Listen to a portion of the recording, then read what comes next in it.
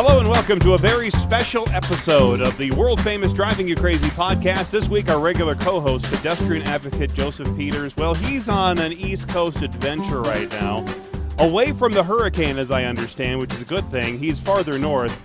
So sitting in his co-host seat today is the one, the only, very talented, the very good-smelling Denver 7 anchor and reporter, Nicole Brady. Welcome, Nicole. Woo! Yeah. Does Joseph smell bad? Well, he doesn't smell great. Okay.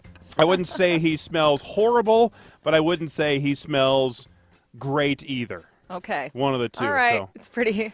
Well, it's really nice to have you here in the Shoebox Studio. Thank you. It's nice because you bring a different perspective to the show than does Joseph. Yes. So I want to start with two questions first.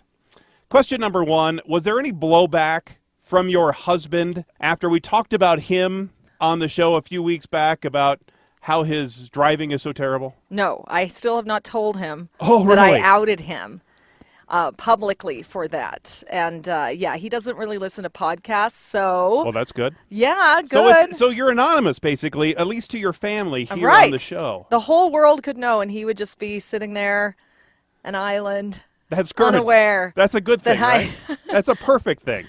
The hundreds of thousands of people who listen to this podcast know What do you that he think? is a terrible road rager. Now, what do you think he would say if he did listen to your comments? Or would he get road raged at you? Ooh, he might. He might. He tends to overinflate kind of and exaggerate the seriousness of things. So A guy overinflating yeah, things? right. He never really liked when I would post things on Facebook if they had his picture in it or Sure. anything like that. He doesn't, on the work page, especially the public page that anyone can access. And so even if I told him this podcast had 2 listeners, which we know it has way more Oh, than yes, that. of course. But even if I told him it has about 2 listeners, he would still probably be pretty upset that I outed him. Similarly, I can't post anything about Gina on my public page.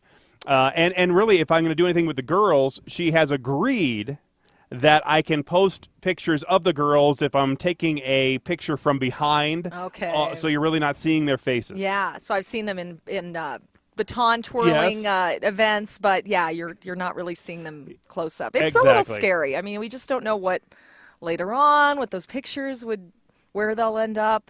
I know, I do it, but who knows? And question number 2. So you frequently, you do some anchoring, like this morning you were doing the fill-in anchoring job, but frequently you're out and about as a morning reporter, going out from place to place. And so how would you describe the state of Colorado driving as you drive around Metro Denver?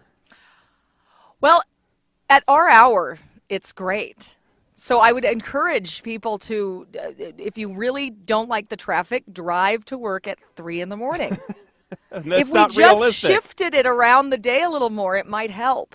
Because what are we at now in Denver? Like, they have that number that they'll tell people that we're at like 20 hours of traffic a day or something. I think we're ranked in the top 20, between 15 and 20 for congestion. So once you hit like a certain hour of the day, it's pretty much never without traffic till, nighttime again.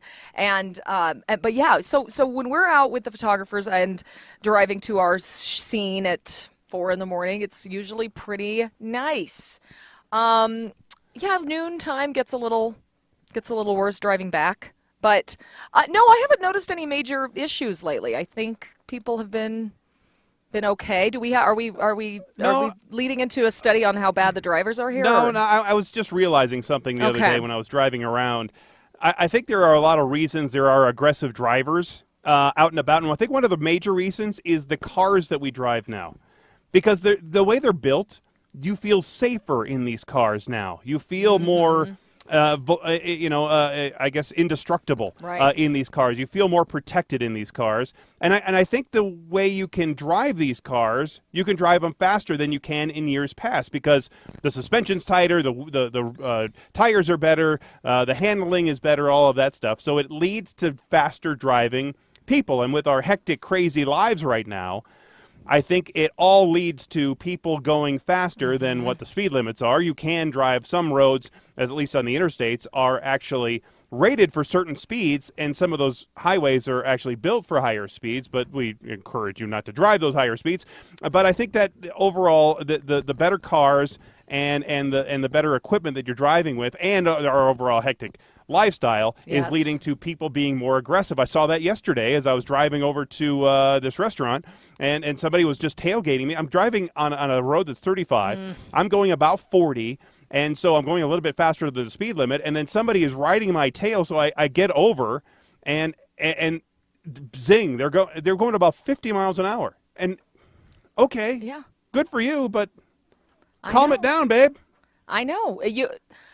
You don't know what their issue is that day. Right. And some days I'm the one who's probably being a little bit of a jerk on the road, or, if not actively tailgating people and pushing them out of the way, sometimes I have a worse attitude where I kind of hear myself even sort of going, hey, what was that to someone? Or I'm not as nearly as bad as my husband, as we know. But I think we all have our days, and when you add up all the people who are having one of those days on the road that have decided this is the day that I'm the most important person, I need to be where I need to go.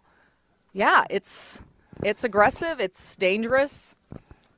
I think if you took these normally aggressive people, and maybe like your husband, and we put them in a smaller town. Let's say we go to Kearney, Nebraska, right? Let's go out to Kearney, Nebraska, where there's not a lot going on right now. Shout out to Kearney, Nebraska. Or even, let's go even to Pueblo. How about Pueblo or Trinidad, anywhere? All right, so these smaller towns. Yeah. I think if you took an overly aggressive person out of Metro Denver or some of these big cities, put him in a smaller town, especially a real small town where there is very little or if any traffic, and you let them drive for a little while, I think they would normally calm down and become more like what the town is. I think part of the reason people drive aggressively is that they're feeding off the frenzy activity of a town. Yeah, and Denver I agree. is a frenzied town right now. Yeah, I think so. I think you're right. I think people do somewhat adapt to the town or the road environment that they're in. Yeah, I do. But yeah, Denver's definitely gotten to be one of those towns. People used to say how crazy California driving was. And I remember driving out to LA for the first time as a 20-year-old. And it was the first time I drove there, was actually the one behind the wheel driving out there. And when you get into the city and the highway becomes like 10 lanes or something crazy, how I just felt totally out of my element. Just scared almost to drive.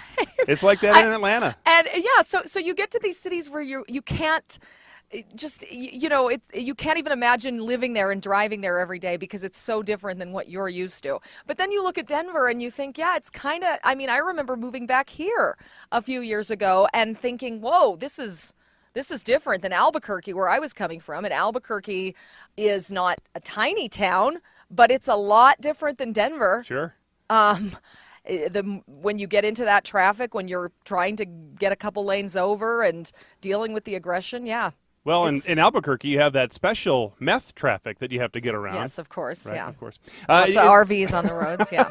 Is there anything else that you want to get off your chest before we really get going here on the show? No, is there anything that's bugging you? No, nothing? No, you're all right? I'm in a All pretty is good well? place right now, yeah. That's great. Because, it was a couple months back that we first brought you the hazards of the Kiki Challenge. Yes. Have you done the Kiki Challenge? I've watched it be done, no. All right. That's where people get out of moving cars. Well, they do this dance, and the really dangerous part of it is that they're getting out of these moving cars and doing this silly dance. Sometimes they're doing it safely, and sometimes, people fall down or get run over, walk into a pole, or get tripped over by a curb, or generally just get hurt. Well, there was a recent trucker who posted a now viral video from his dash cam that showed a car slowing down on a busy street as two young boys jump out to do the Kiki Challenge. But they didn't get too far because there was a policeman in the right place at the right time that pulled up right behind them as they did this, pulled them over and wrote them a nice, fine citation. Nice. You like that. But and you have heard of you have two kids. You've heard of the shark song, right? Baby Shark? Yes. Doot, doot, doot, doot. Right, Baby okay. shark. Exactly. So I've known about the Baby Shark for a couple of years because, well, I have kids and they come home singing that silly song and you just can't get it out of your head and you make up other lyrics for it and it's actually quite humorous. Well, parents of some kids are now doing a kiki type challenge with their kids doing the Baby Shark song. Oh, my God. In a car. I have not seen this. Yes. Well, they'll get out of their car, and the kids will, and then they'll dance. Because obviously these kids, the parent is driving, or at least going very slowly, with the door open, right? Or and the kid, you see the kid while shooting their kids, doing the Baby Shark Kiki challenge thing right next to the car. Oh my God! Why? Who started this thing about getting out of the car or Just using a moving car to do it? I don't know. Some people just thought it would be interesting to do, and so they did that, and then that's what has taken off. Right, okay. So some people just do it as a dance, and some people just do the Baby Shark thing as a dance, but then you mix the moving car deal in there, and it brings it to another dangerous level. Now, if this person or parents were identified, would they face child abuse charges? That's a good question. I don't know. Because they are posting these videos on their own social media pages, whether it's YouTube or Instagram or what's the case, and presumably they have their own names on there, and so I would think that the authorities would be able to track them down. I think they should. Put an end to this. This is just, I'm not so worried that it's a safety issue as much as it's just not funny anymore. Yeah. Yeah. Well, especially with the kids. I'm just kids. tired of seeing it. And the kids, that's concerning. I'm concerned about their parenting if they think it's a good idea to get out of their car, have a car moving next to the kids. That's not good. I also mentioned this next story because I know that you are a bit of a speed demon. I've seen you drive. I followed behind you. I have dash cam video of you driving. Yeah, that's why I moved. Because I was too close to you? I didn't want to share I-25 with you anymore. Now, there's a person in Austria who has been fined about $3,500 for speeding on the same road 42 times in a row. Oh, yes. Austria? Yes. Do they have so they do have a speed limit. His name is Heimo Wallner. And he was caught by the same photo radar machine every day. He drove to work at 3 o'clock in the morning. Now, Heimo says that he couldn't see the posted signs stating that the speed limit was just 30 kilometers an hour. I think that's about I can't figure out the conversions. I know it's a little bit less than. Yes. The mileage is less than that, yeah. So instead, he drove at the standard 50 kilometers an hour, so it was dark. He said he didn't notice the speed camera that was set up next to a school. It was early in the morning. He didn't think there was anybody around, so he's driving 50 instead of driving 30. So boom, he gets hit a whole bunch of times because it took more than a month for the first fine to reach his mailbox, and then they were just constant day after day after day, all of these fines. So he finally figured it out. So he paid all of the 42 penalties he received to avoid the lengthy and expensive procedure to challenge all of them. And police did remove about $350 from his total bill, but he still had to cancel his plans for his Greek holiday because he spent so much money on speeding fines. Oh, what a shame. So you advise people not to pay the automatic... Right. The photo radar and... yes. And what about the red light cameras? The red light camera is a little bit different, but the photo radar, I advise you if you do get one that you don't necessarily have to pay it. It's up to you if you want to pay it. You have the right to face your accuser, and that is what it comes down to. Now, when you get the fine, they still, the company that runs these machines, they send it off to an officer who's supposed to verify it, and then they send it out. Now, they still have the right to send somebody out to you and personally serve you the citation. Because technically, when you get a ticket, it is a summons to court. It's not just a fine, here you go. You can pay the fine because what you're doing is pleading guilty before going to court. Right. And then you're waiving all your rights. And you're paying the fine just to get out of it, and for usually for a little bit less of a fine, fewer points on your license. Instead of a speeding, it's a vehicle that's not working well or whatever the case may be, and so so that's how they change it. I see. Yeah. So it's basically a plea bargain is what that deal is. So if you don't pay it, they will send you another reminder. Hey, now the fine is going to be $70 instead of $35 or whatever the case may be, and we're going to send you to collections, and we're going to send you blah blah blah, and they really get upset about it. But then if you don't pay that second notice, it just goes away.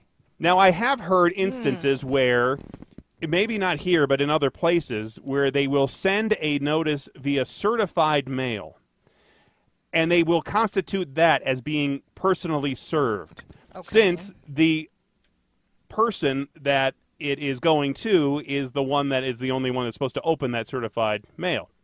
So if you had the certified mail and let's say I open it, well, then I would technically be in trouble for opening it because it's certified just to you. Right. And that would be you being personally served. So because our EP, I just outed her. She got one, and now she's going to test the theory and not pay it. Okay. She's already gotten the first notice. So this is just the first one that she got. The first notice. She's going to wait for the second notice. I think there is division in her household. I think her husband wants her to pay it, and I think she says no, she's not going to pay it, and see what happens. Personal story here. I got one, I don't know, maybe at least 2 years ago. Didn't pay it, and I haven't heard anything since that second notice that I've got right after it happened. Nothing. Yeah, I would test it. I'd be willing to test it. So, yeah, there you go. Never. I have never heard anything from them. Okay. So that's what... Well, Mr. I have a whole story about it on the denverchannel.com. Look that one up. I mean, I've been fascinated. I think I've only gotten caught by the red light camera, and therefore I paid it. But you said that's different. So yes, I did not have to cancel my Greek holiday. Not that I can go on a Greek. That's the thing. I just can't go on a Greek holiday because of my photo radar ticket. Do you want to help answer an email question we did get? It came right to the Driving You Crazy email mailbox, and if you want to send us a message, you can by writing us at DrivingYouCrazyPodcast at gmail.com. Now, this comes from Kirsten in Denver. And she writes, Dear Driving You Crazy Podcast, can you make a left turn onto a one-way road on red? I see drivers do it. I don't, and get honked at. Help. Okay, I do it all the time. Okay. Right from here at the station onto 6th from right here at Sherman. You know, Sherman is a two-way road. I know, but 6th is one way right there. Yes. Okay, so is she asking if you can turn onto a one-way left on a red light? Yes. Can you go turn left onto a one-way on a red? And so right here at Sherman, which is a two-way road, you're turning left onto 6th Avenue going east, which is a one-way road. Yes. You are incorrect. Oh, no! You are actually breaking the law. Now, the answer in Denver is you can make a left on red from a one-way to another one-way street. There are about 40 or so states where you can do that move from a one-way to another one-way, but since Sherman over here is a two-way road, you are not doing it correctly. However, as I am waiting over here at Logan and Spear, it is a one-way to a one-way, so you can make the left on red. Okay. Now, the lucky drivers in Michigan, Idaho, Washington, Oregon, and Alaska are actually permitted to turn left on red from either a one-way or a two-way street onto a one-way street. So if you were driving in one of those states, then your move over here would be legal. Okay. Then you'd be okay. But I typically do it over there. I've talked to an officer buddy of mine, Denver police officer, who says, yeah, it should be fine. No problem. So they don't know the law either. Well, I really don't think he cares. Okay. I think that's what he was more ambivalent about it. He just didn't really give two flips about it at all. But I still get some looks and some strange looks. I don't get honks or anything when I do it over there. But Kirsten, I think you will still get the same honks and dirty looks. But you can feel comfortable that you do have the law on your side if you want to do that move. So if somebody else thinks that you're not doing it right, then go ahead. From a one-way to another one-way, not from a two-way to a one-way, Nicole. So please don't do that anymore over here. Shamed on the podcast. You have been shamed. Yes. Okay. Yes. And if you do get a ticket, Kirsten, from this one. They forward it to us here at the Driving You Crazy podcast so we can have a ticket burning ceremony right out here in the front of the station. Why don't we do that? We'll have it right over here at Spear and Lincoln Street. I think that would go over well with Denver police, don't you? Yeah, and that can't be legal. And with the station management, I think they would really appreciate that. Us burning a ticket right there in the street there at Spear and Lincoln. Yeah? I like it. Hey, as long as it's on video and it goes viral, I think they'd be happy. They'll be happy, yeah. I don't have to tell you that airports are dirty places. Ooh, yes. I mean, you were just over there at Denver International this week, right? I was. Yep. Last Friday, yeah. You were it was Friday. You were covering the story about the security bins, the new ones over there, some new security lane. How do you think that's going to work? Well, I think it's going to take a while for people to figure it out. But once they do, I'm still not sure if it's going to be that much faster. It's the automated security lanes that they have in a few airports now. Denver, now one of them, has one where you walk up to an empty spot along the lane instead of waiting in line to just stay in one linear motion the whole time. Right now, of course, you've probably been tempted at times you're behind that slow person. Sure. And everyone else has moved, so there's plenty of space on the conveyor belt, right? It's like it's like the buffet over at the Rio. It's just like a buffet. You just want to jump the head. You just want to jump ahead. Because you want to go over and get the crab salad, and this guy is still hanging over there with the lima beans or the chickpeas. So exactly. And this new method encourages you to jump to the crab salad. If the crab salad is open, then you can go directly to it. Perfect. So you go to the next spot in the line and you start loading your stuff.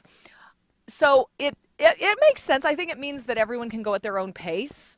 It might make the line a little less tense, but I don't know that I mean, what are we going to talk, a minute of speed? Maybe that all adds up and makes for a much smoother experience down the line and throughout the day there at TSA. So hopefully that is, what they've studied and found in other places and that it's working. But it does also seem that on the other end, once you've gotten through, you're still kind of waiting for your stuff to come through and, it's still crowded. But I think it makes sense. Makes sense to not make people wait behind that one slow person. We'll see how your program that you covered goes. Well, there's a new study that shows that one of the dirtiest parts of the airport can be found in the security line. Researchers swabbed various surfaces at the Helsinki airport in Finland. Ever been to Finland? Mm-mm. All right. They were looking for lingering respiratory viruses. The study reported in the journal BMC Infectious Diseases. It's on your coffee table, right? They found that the plastic security screening trays appeared to pose the highest potential risk of communicating viral ailments such as the common cold. Ew. So while they're trying to speed up security using those plastic bins, they are also spreading germs faster through the airport because of those security bins. Nice. I thought the worst place to be was in the airplane, but apparently it starts before you get on. They say that viruses appeared in nearly half of the plastic trays, the highest fraction of all the surfaces that they tested. By contrast, the researchers did not find any lingering respiratory viruses in the airport's toilet bowls. Oh, to be a researcher. Oh. Could you imagine that job? We're going to need you to go to the potty, swab a couple of toilets. That's the intern's job. As the study noted, handling these trays is almost unavoidable for all passengers, and that's one of the reasons they are so dirty. Now, at the beginning of the year, we covered this story here on the podcast. There was a study conducted by insurancequotes.com that found that self-check-in kiosks, if I can say that word, are the dirtiest surfaces in the airport. They say kiosks are 1,500 times dirtier than the bathroom. And at Atlanta Hartsfield Airport, one kiosk was found to contain over 1 million colony-forming units. I don't know what that represents, but it doesn't sound good. It sounds very gross and bad. No. Very bad. Coming in at second place were the armrests on the chairs at the gate. So when you're waiting for the plane, sitting there, and all these people with sweaty arms, I guess, are putting their sweaty arms all over the armrests near the gate, and they tend to be pretty gross. So why is the airport worse than other public places? Because we're touching kiosks and everything. chairs in all public places where we visit. I'm sure it's the same in all of those public places, but airport travelers, it just seems there's a lot of people all packed into one place. And different people coming in all the time. Yes. And with different, because there are certain places of the country that have like a flu outbreak than other places of the country and colds and all the like. So you're traveling with different germs and different people and different lifestyles and that sort of thing. Coming in at third place, the water fountain push button. There in the airport. Now, it doesn't get much better on the plane. So you were asking about the plane. Yeah. The lavatory flush buttons in the plane's bathroom measure the dirtiest because people are using the bathroom and probably not washing right away and then pushing the flush button before they wash their hands. And so the flush button is going to be quite dirty. And it's followed by the tray tables, the seat belts, and the overhead air vents and light switches.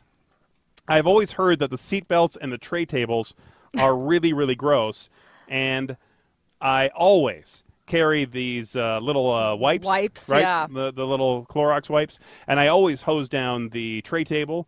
I don't really do the seat belt, but I will start in the future. But I do try to clear around that area when I'm sitting on the plane. I'm doing. Yeah, I don't know if I even want to fly again. Now, before you bring your hazmat suit on your next flight, Nicole, it's worth noting that not all of the bacteria that turned up in those tests were bad. Some were actually the same types that our bodies need to keep our natural defenses in check. But that's only a small percentage of the bacteria that you find in these places. So the next time you find yourself standing in front of a streaky, germ-laden kiosk touchscreen, you might want to consider using your sleeve over your hand or maybe just check in with the agent instead, so you don't have to touch. Curbside. Yes, that's the way to go now. Yep. Whatever you do, you better bring a lot of hand sanitizer. Oh, yeah. I do that. I actually even put it on my face sometimes, like aftershave. I don't think you're supposed to do that, but whatever it takes to stay healthy. See, I figure if the bacteria is getting around me, if it's getting anywhere near my face, then I'm covered. Like creating some kind of mask. Yes. Exactly. It has to penetrate. The germs would have to penetrate. penetrate. The Purell mask. Yes. Maybe that should be the next level of Purell, the Purell mask. I like it. A clear mask, maybe. Kind of like you do with the with the teeth whitening deal, right? Mm-hmm. You put the teeth whitening gels on. Yeah, there you go. And we can have strips of Purell that we just putting all over our face. I like it. You can do it on your hands, too. See, I think it's great. It's $1 million idea. There you go. So if somebody invents that, we get 5% for the inventor's fee, and then they can send us the checks here to 123 East Spear Boulevard, Denver, Colorado, 80203. Attention, Driving You Crazy podcast. So my wife is pretty much done with our car. She hates it. She's just done with it. We have a Nissan Rogue. We've leased several of them. 3 of them for the last 10 years or so. And they're fine, but I think she really wants something else. And the overall quality of these cars, I think, has gotten worse as they become more popular, less expensive. They've had them out for several years now. Anyway, the other day she said to me that she saw this ad for Volvo, and she saw this new crossover Volvo thing for $35,000. And I said, well, that was a bit out of our budget by like $15,000. But then she starts to look it up on the internet, and she asked me, have you seen that they have this subscription service for this Volvo for $600? Well, when I told her, I said, well, you need to start listening to my podcast. When I got back up off the floor after she attacked me. You did the subscription, yes. Because we did. We talked about that subscription thing. And, so after she attacked me, I said, well, there are a lot of other car makers doing this. The latest one is BMW. They're doing it now. They have something called Access by BMW. You can switch your car as often as you like. They are charging for their basic package $2,000 a month. And you get to pick most of their cars, but if you pay $3,700 a month, that's a lot of bread. Yeah. You can get the high-performance tier, like some of the convertibles and their bigger SUVs and that sort of thing, the really fancy BMWs. Now, BMW thinks that whenever we do eventually get the self-driving cars, because I was reading up more about this from them, they think that it's going to really reduce the incentive to buy a car. Now, I don't think all of this stuff is going to happen for the next probably 25, 35 years. It's going to take a lot longer than people expect. I mean, for Pete's sake, we still have trains from the 1800s rolling through downtown Denver. Right. So we're not going we haven't released that technology for the last 150 years. So you can't have a world-class technology Jetson-based city when you have trains blowing their horn at 3:30 in the morning through a major metropolitan It's a slower transition than people think. Exactly. It will be. Yes. That's what I think. Anyway, now that price tag is way out of my budget, but for some it might work out. Now the Volvo thing, I was looking at the Volvo thing, and the lease on a Volvo typically, because the cars are about $35,000, $40,000, something like that. It would probably come out to be about $500 a month for a lease. Right? Okay. Because I'm paying about $350 for my car, nowhere near as fancy as a Volvo. And so you're looking at about $500 a month. Let's say it costs about $1,000 a year for insurance. Let's say another $500 for yearly maintenance. Then the subscription might be worth it if you're paying about that. The Volvo plan, because the Volvo plan includes 15,000 miles a year, way more than my lease. My lease is only 12, and I'm driving at least 15, if not 16,000. So I'm going to be dinged for the miles on my lease. In the fine print, it says no money down, and the monthly payment is $600, and that goes for 24 months, and it's based on a car cost of about $41,000. So I think that is in line of about what you would pay. But since it includes the insurance and the mileage and all that stuff, basically all you're responsible for is excessive wear and tear on the vehicle. And for over 15,000 miles a year, you're also responsible for the taxes, the license plate. Yeah, but the license plate on a car like that would probably be $1,000 here in Colorado. The way they base it on the ownership tax, which is ridiculous. So the more expensive car you buy, the more expensive your license plates are. Interesting. Okay.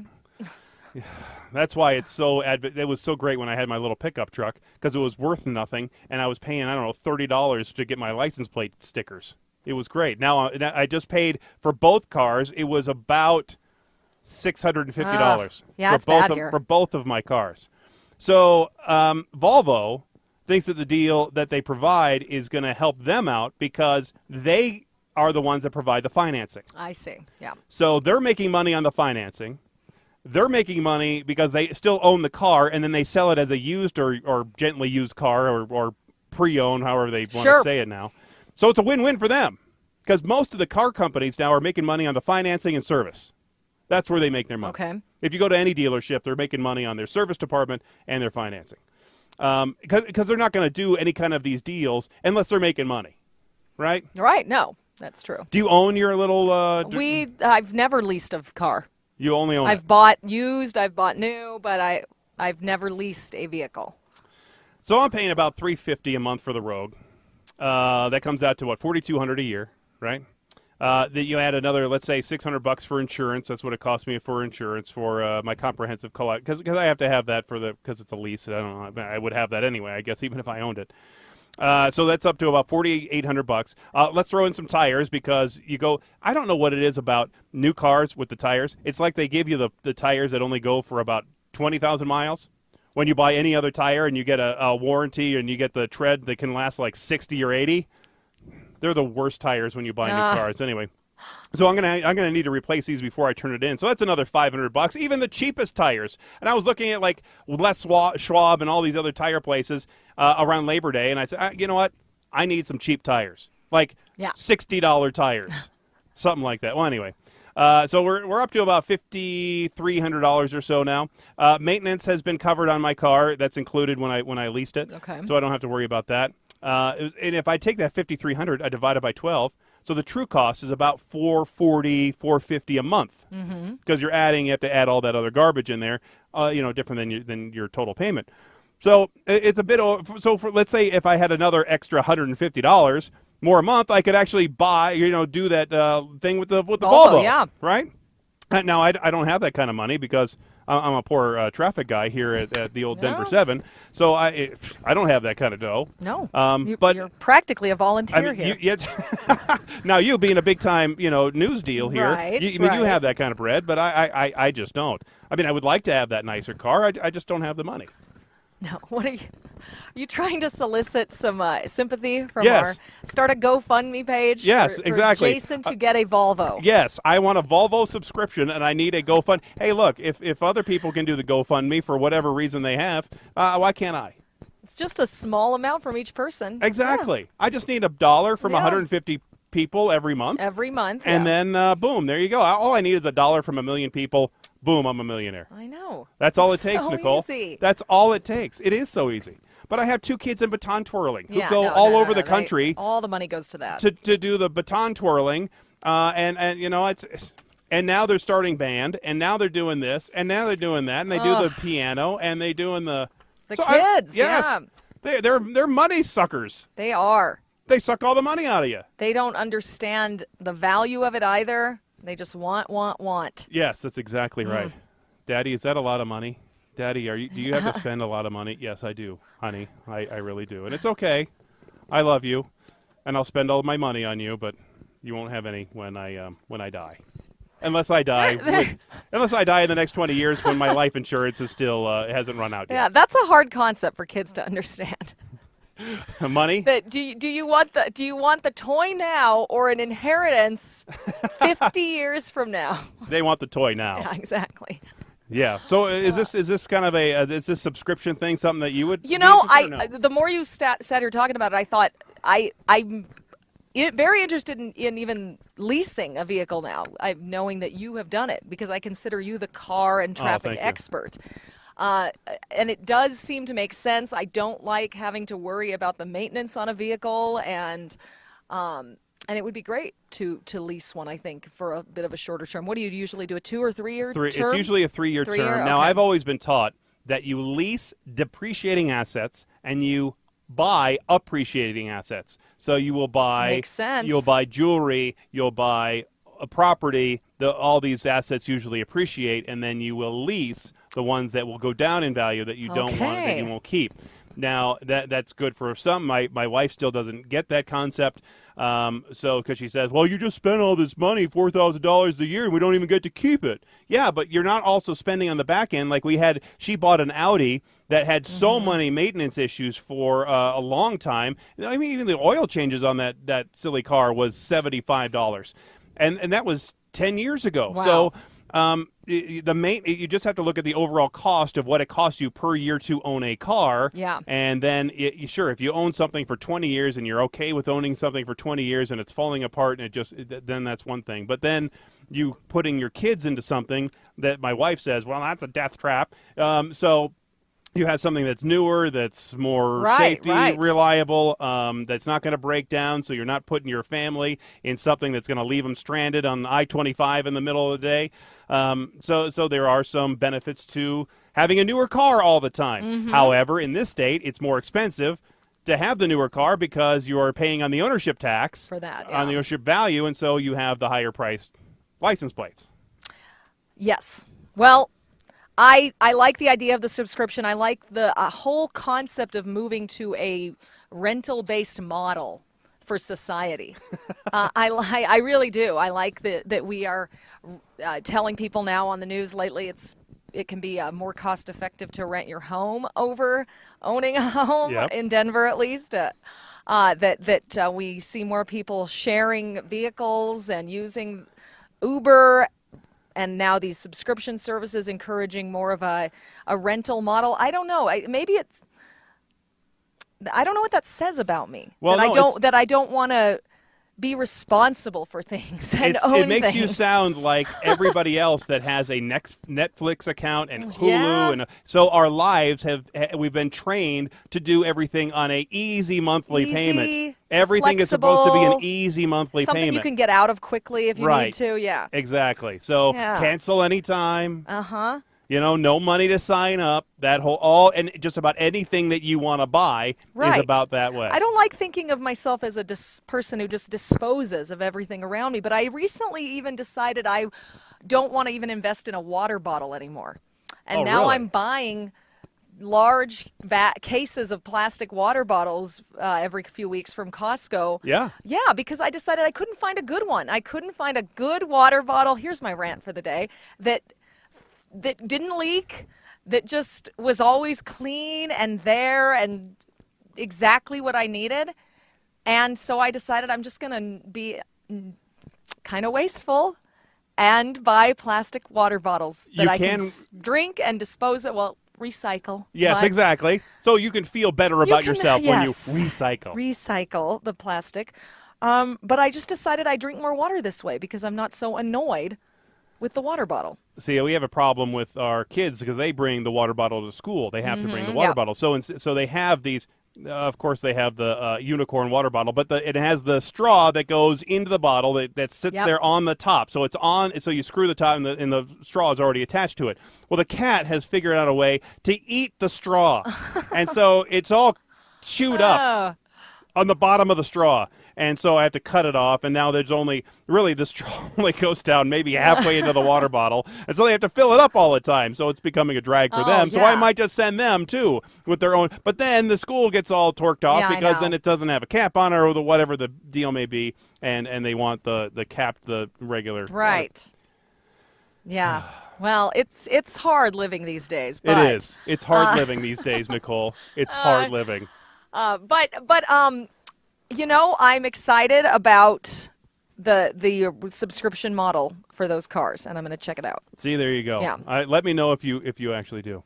I think that about wraps it up for this special edition. You have places to go, things to see, people to interview, that sort of stuff. I do. On this special edition of the Driving You Crazy podcast, episode number 91, no less. Almost to 100. Woo! Can you believe that? 100. Yes. Thank you, as always, Nicole, for co-hosting the show today. Thank you. You did a lovely job. I can say this for sure: you do smell better than Joseph. Oh, thank honestly. you. Thank you. I don't know. Sorry, sometimes Joseph. you go to a restaurant or something. He wears this jacket in the wintertime that maybe holds the smell of that restaurant. Sometimes you go to a restaurant. Yeah. We go to that Dos Patrios down there on County Line at Holly. Great Mexican food. It's the best in town. They have these carnitas that are fantastic. Only on the weekends. It's a good place. But you go in there. And when you leave, you still smell like the restaurant. I actually I go in there with clothes that I already know are dirty, that I'm going to go right into the wash. My Los Patrios clothes. Yes, these are my Los Dos Patrios clothes that I go in there, and then I can just shed my clothes in the laundry room, put them right into the washer, and then I'm enjoying the glow of the Mexican dinner, and then having my clothes washed right afterward. What a weekend. All right. That is exactly right. Well, all right. Look, he doesn't smell like it's low tide at a whorehouse or anything, but he just doesn't smell as good as you. That's what I should say. Oh, well, thank you. Thanks again thanks for being here. Thanks for tuning in.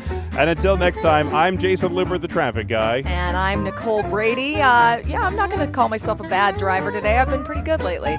Okay, perfect. Be safe, and as always, happy motoring.